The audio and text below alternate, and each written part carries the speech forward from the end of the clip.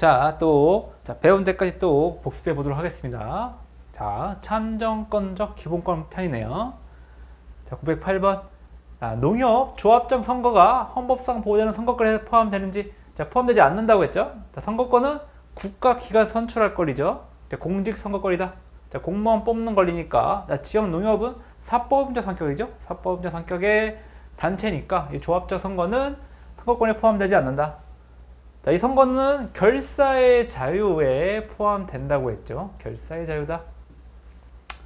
이것도 마찬가지죠. 농협, 축협, 조합장 선거, 선거운동 제한하는 거. 따라서 선거권 제한이 아니라 결사의 자유 제한이라고 했고요. 자, 주민 등록할 수 없는 재외국민의 선거권을 부정하는 게 선거권 침해냐? 자, 이건 침해한다고 봤죠? 자, 주민 등록을 할 수 없는 재외국민이라도, 자, 우리나라 대한민국 국민이죠. 자, 그러니까 선거권 인정해 줘야 된다. 자, 재외국민의 지역구 국회의원 선거권 인정하지 않는 건, 자, 이건 선거권 침해하지 않는다고 했어요. 자, 위에 거랑 비교해야겠죠. 지역구 같은 경우에는 이 해당 지역과의 관련성을 요구한다고 했죠. 지역구 국회의원 같은 경우에는. 따라서 자, 해당 지역과의 관련성은 자, 주민등록으로 판단하는 게 이렇게 불합리한 게 아니라고 했어요. 자, 그래서 재외국민에게 지역구 국회의원 선거권 인정하지 않는 건 선거권 침해는 아니다. 자, 그리고요, 재외국민에게 재보궐 선거권 인정하지 않는 것도 선거권 침해는 아니라고 했어요. 재보궐 선거권 같은 경우에는 해당 지역 내에만 이제 투표가 이루어지는데, 자, 해외에 나가 있는 경우에는 자, 해외 공관들이 재보궐 선거 있을 때마다 계속 이거 선거 업무를 해야 되니까, 자, 그거는 좀 과도한 면이 있다. 자, 그래서 자, 재보궐 선거권 인정하지 않다고 하더라도 선거권 침해는 아니다라고 봤고요. 자, 재선거에서 자, 인터넷 투표나 우편 투표를 허용하지 않고 직접 이제 공간에 가서 투표하도록 한 게 선거권 침해냐? 자, 침해하지 않는다 봤죠. 자, 인터넷 투표나 우편 투표 같은 경우에는 조작이나 자, 위조될 가능성이 크다. 따라서 이걸 허용하지 않다고 하더라도 선거권 침해는 아니다라고 봤고요. 자, 집행유예자에 대한 선거권 제한은 선거권 침해한다고 봤어요. 이건 단순 이혼 나왔죠. 집행유예자 같은 경우에는 일반인들과 같이 생활하고 있는 거니까 자, 선거권 제한할 필요성이 그렇게 크지는 않다. 따라서 선거권 침해한다 봤고요. 자, 수용자 같은 경우에는 헌법 불합치 결정 나왔다고 했죠. 자, 수용자 같은 경우에는 자, 뭐 전면적으로 제한할 게 아니라 좀 중범죄, 중대한 좀 범죄를 저지르는 자에 한해서 선거권 제한할 필요가 있다고 봐서 자, 그 범위에 대해서는 이제 입법 재량이 인정되니까 자, 헌법 불합치 결정을 했다.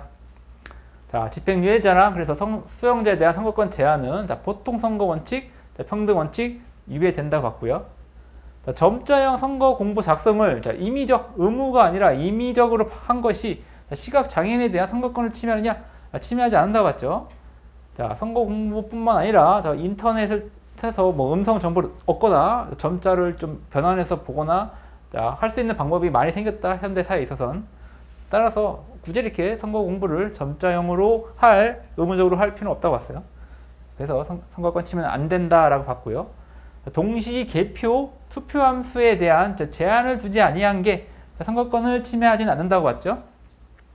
투표 참관인 제도 등을 통해서 충분히 이렇게 감시할 수 있다. 따라서 선거권 침해 아니다라고 봤고요. 신체 장애가 있어도 스스로 기표할 수 없는 선거인이 2인을 동반하여서만 투표하도록 한 건 선거권 침해 아니라고 봤어요.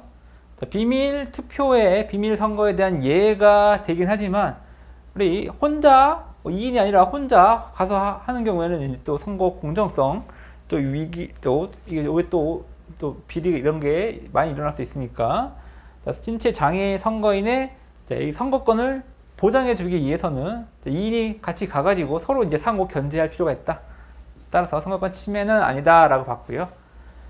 지자체장 선거에 후보자가 1인인 경우, 이럴 경우 투표를 하지 않고 당선자를 결정하는 게 선거권 침해냐? 이것도 침해하지 않는다 봤죠.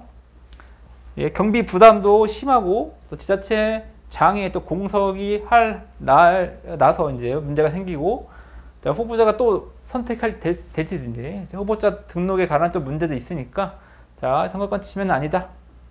자, 그리고 당선 결정은 입법 형성에 또 인정된다고 했죠. 자, 선거 방송의 수화, 자막 방영을 재량사항으로 한 게 선거권 침해냐? 자, 이것도 침해하지 않는다고 했죠. 자, 방송 사업자의 자유라 선거 운동의 자유 이런 측면에 있을 때 너무 많이 이제 간섭을 하면 안 된다. 따라서 재량사항으로 한 게 선거권 침해는 아니다 했고요. 자, 선거권 행사 연령을 19세 이상으로 제한한 게 보통 선거 원칙 위배냐? 위배되지 않는다고 했죠. 자, 선거권 같은 경우에는 자, 일정한 연령에 달한 국민은 누구나 이제 선거권을 부여해야 되는 게 보통 선거 원칙인데요. 다만 이제 일정한 연령, 정치적 판단을 할 수 있는 일정한 수준에 이를 것을 전제로 하는 것이로서 입법자가 이제 19세 이상으로 본 게 그렇게 불합리한 건 아니다. 따라서 부동선거 원칙 위배는 아니라고 했고요. 현재는 이제 18세로 바뀌었죠. 자, 재선거 사무가 중지된 경우, 자, 이럴 경우에는 우리 기국 투표를 허용해야겠죠. 자, 이렇게 허용하지 않는 건 그래서 선거권을 침해한다. 자, 비밀 선거 원칙에 예외를 두는 법률 조항의 선거권 침해 여부 심사 기준. 자, 엄격 비례, 엄격한 심사를 한다. 자, 선거권 같은 경우에는 우리 민주주의에 끼치는 영향이 크죠. 자, 이거는 그래서 충분히 보장해 줘야 되는데, 자, 이렇게 비밀 선거 원칙 예를 두는 경우, 자, 이럴 경우에는 엄격하게 심사를 해야 된다. 자, 1년 이상 징역형 선고받은 자의 선거권은 일률적으로 제한하는 거. 자, 이게 선거권을 침해하느냐? 이건 침해하지 않는다고 봤는데요. 자, 1년 이상 징역형 받은 경우에는 이렇게 양형에 있어서 이렇게 1년 이상 징역형이 나오면 중범죄에 해당한다. 자, 충분히 사회에 위해를 끼친 사람으로서, 공동체에 위해를 준 사람으로서 선거권을 제한해서 좀 반성을 좀 해줄 그런 필요가 있다고 했죠. 자, 공무단인권은요, 국가나 공공단체 직무를 담당할 수 있는 권리로서 공직 취임에 균등한 기회 보장을 얻을 그런 권리라고 했죠. 자, 능력과 적성에 따른 균등한 기회 보장을 얻을 권리. 자, 공무단께 보호 영역에 있어서요. 그래서 기회 보장, 균등한 기회 보장, 이게 원래 전통적인 공무단위권의 의미였는데요.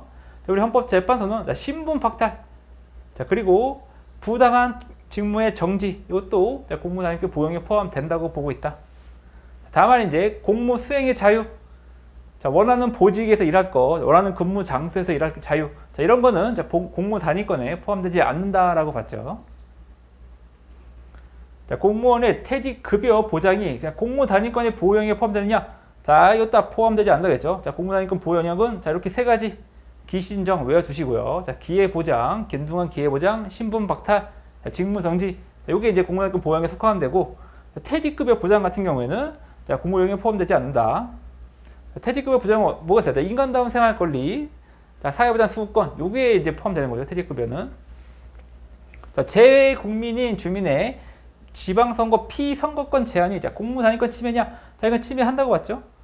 자, 주민 등록을 할 수 없다고 하더라도 재외국민 같은 경우 지자체에서 밀접한 관련을 가지고 생활하는 경우가 많다. 자, 그럼에도 불구하고 피선거권 제한한 건 공무단위권 침해다. 자, 피선거권 같은 경우에도 공무단위권에 포함된다고 했죠. 자, 공무단위권에는 그래서 공직취임권과 피선거권도 포함된다.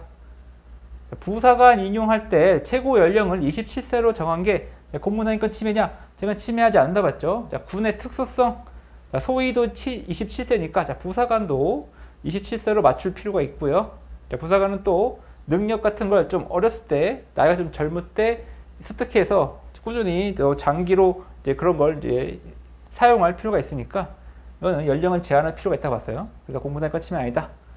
자, 형사 기소된 공무원의 임의적 직위 해제가 공무단위권 침해냐? 침해하지 않는다고 봤죠.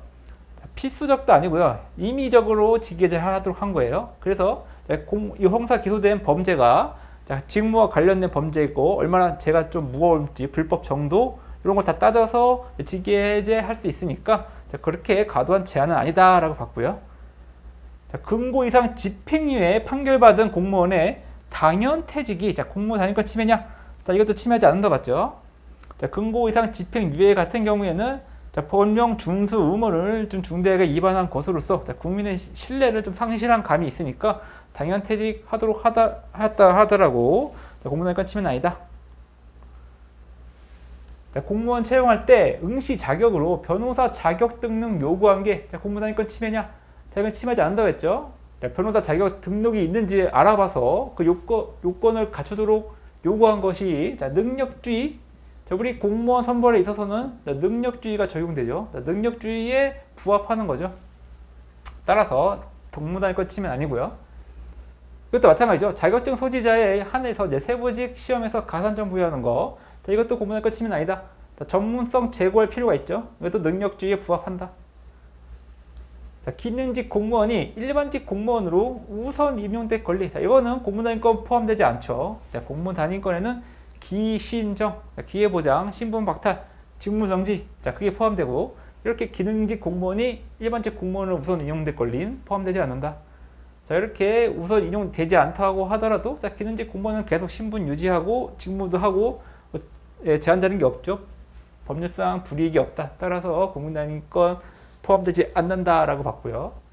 자, 승진시험 응시 제한이나 이를 통한 승진기회 보장. 자, 이 문구 그대로 외워두시라고 했죠.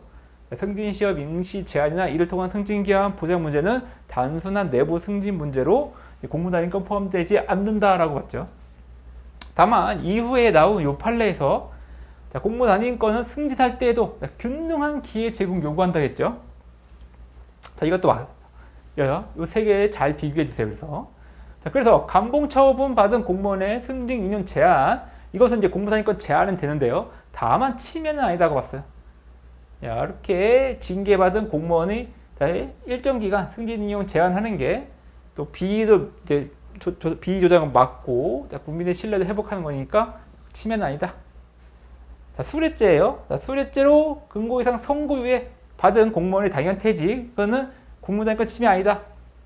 자, 수뢰죄 말고 모든 범죄에 대해서 선고유예 받은 경우 당연 퇴직하도록 한 건 공무단위권 침해라고 했는데요.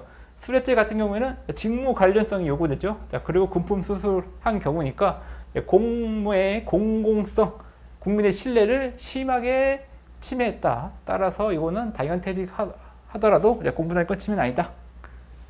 자, 근고 이상의 선고유예 기간 중, 이건 기간 중이에요. 선고유예 기간 중 공무원 임용할 수 없도록 한 거, 임용 결격으로 한 거, 이것이 공무단위권 침해냐? 자, 침해하지 않는다고 했죠. 단순히 이게 선고유예 기간 중이에요. 이 기간 중만 임용 결격이 되는 거고요. 자, 근고이상 선고유예 같은 경우는 이제 우리 또 공무에 담당할 업무 그리고 적성 이런 거 봤을 때 이제 국민의 신뢰에서 좀 떨어질 감이 있으니까 자, 임용 결격할 필요가 있다. 그래서 공무단위권 침해는 아니다. 자, 근고 이상 선고 후 상고심 계속 중인 단체장의 직무를 정지하도록 한 거. 자, 이 공무단위권 침해하느냐? 침해한다고 봤죠. 자, 구금과 비교하겠죠. 자, 구금. 자, 우리 지자체장이 구금된 경우에서는 업무를 볼 수 없으니까 자, 권한 대행할 필요가 있죠. 그래서 구금 시 직무 정지하도록 한 건 자, 공무단위권 침해 아니라고 봤는데 자, 이 경우는 아직 확정 판결 되기 전 구금도 되지 않았는데 직무 정지하도록 한 거니까 공무단위권 침해다. 자, 정당 내부 경선에 참여할 권리, 이건 공무단위권에 포함되지 않는다고 했죠. 정당은 자, 국민의 자발적 조직이죠. 자발적 조직의 내부 경선이니까 이거는 공직과는 상관없죠. 자, 득표율에 따라 기탁금, 반환 금액을 달리하는 게 자, 공무단위권에 대한 제한이냐? 자, 공무단위권에 대한 제한이 안 된다고 했죠. 단순히 이거는 사후에 이제 기탁금 반환 금액 요건을, 반환에 대한 요건을 정한 거지. 자, 후보에 입후보한 걸 제한하는 건 아니죠. 자, 후보에 대한 입후보 제한하는 건 뭐예요? 자, 기탁금 조항이죠. 기탁금 반환금 조항이 아니라 그냥 기탁금 조항은 공무단위권 제한을 하게 되지만 기탁금 반환 조항은 공무단위권 제한은 아니다. 제한하는 건 평등권이라고 했죠. 평등권을 제한하게 된다. 자, 인권위원 퇴직 후 공무원 2년간 될 수 없도록 한 게 자, 입법 목적이가 적절한 수단이냐? 적절한 수단에 안 된다고 했죠. 자, 이렇게 공무원이 될 수 없도록 함으로써 이제 좀 동기부여가 좀 덜 되겠죠. 열심히 성실히 인권위원으로서 직을 수행할 그런 동기부여가 덜 돼서 오히려 이 목적 달성에 부적절한다. 따라서 수단의 적절성 인정하지 않는다라고 봤고요. 자, 아동 성적 학대 행위, 자, 아동을 상대로 성적으로 학대할 행위를 한 이 전과자의 공무원, 일반직 공무원이든 모든 공무원이죠. 모든 공무원의 영구적 임용 제한이 공무단위권을 침해하느냐? 이건 침해한다고 봤죠. 자, 모든 공무원직을 영구적으로 못하게 된 거니까 너무 과도한 제한으로 봤어요. 자, 피성년 후견인이 된 공무원의 당연퇴직 규정이 공무단위권 침해하느냐? 이건 침해한다고 봤죠.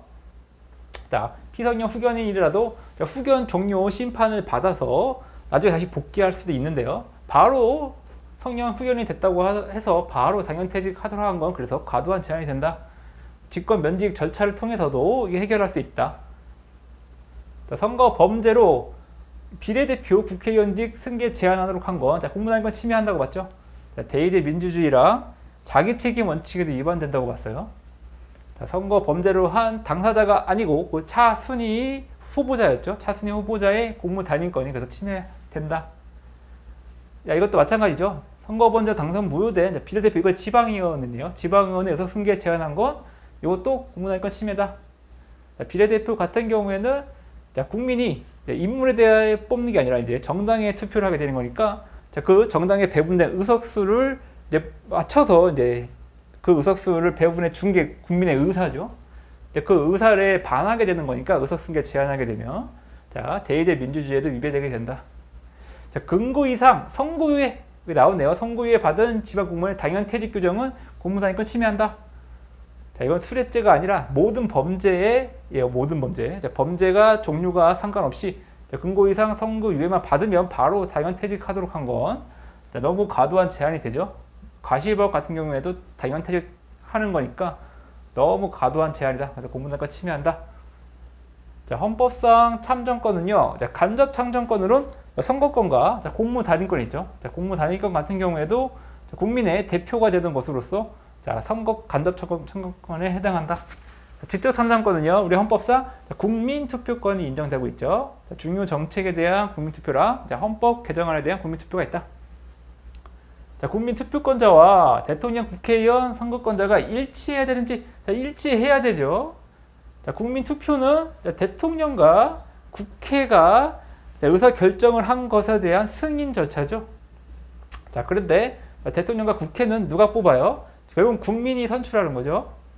자, 그래서 이 선출한 대통령, 국회에서 한 그 의사결정에 대한 승인도 선출권자인 우리 국민에게 있어야 된다. 따라서 선거권자랑 국민투표권자는 일치해야 된다.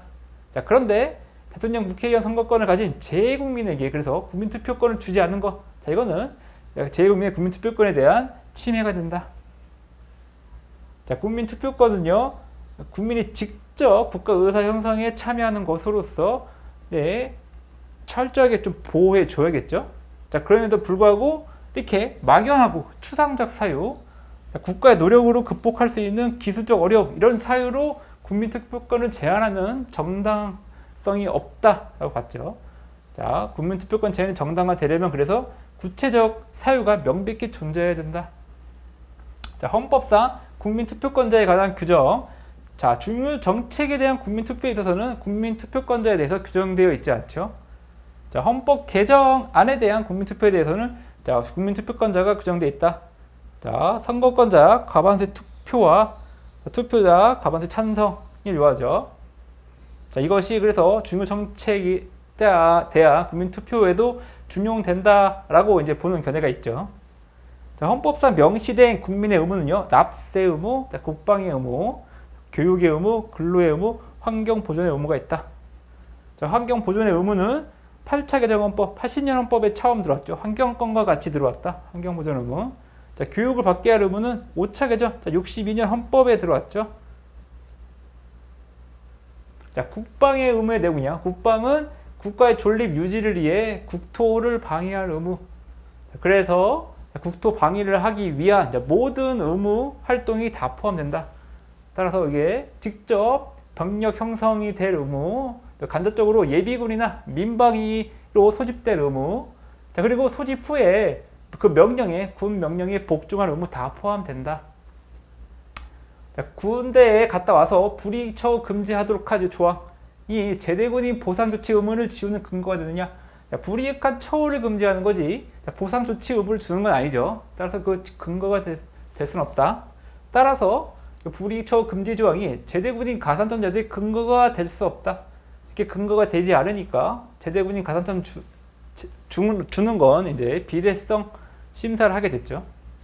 자, 또 배운 데까지 또 복습해 봤습니다.